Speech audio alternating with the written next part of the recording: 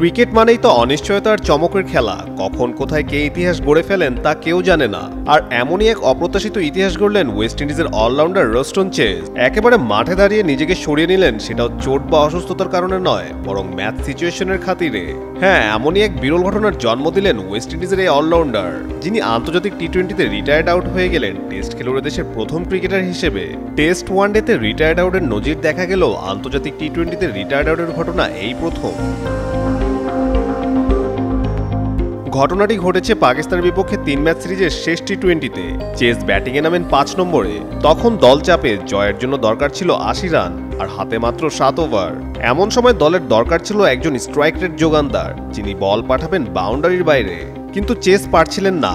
একের পর এক বল যাচ্ছিল ডটে, 12 বল খেলে করেন 15 রান। তাই রিটায়ার্ড আউটের সিদ্ধান্তটা নিলেন নিজেই।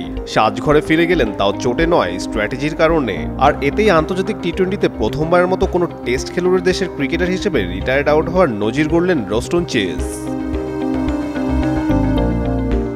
আগেও একবার ফ্রাঞ্চাইজি ক্রিকেটে এমন ঘটনা করেছেন তিনি, তবে দেশের জার্সিতে এই প্রথম। ক্রিকেট বিশ্বে যেখানে রিটায়ার্ড আউট এখনো বিরল এক ঘটনা, সেখানে চেজের এই সিদ্ধান্ত নতুন করে ভাবতে বাধ্য করছে, এটা কি স্ট্র্যাটেজি নাকি আত্মসমর্পণ।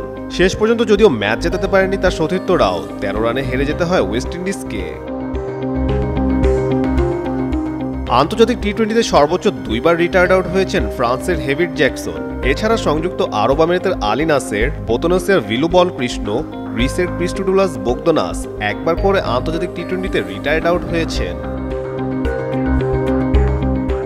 কাজী সাকলেন আহমেদ, যুগান্তর স্পোর্টস।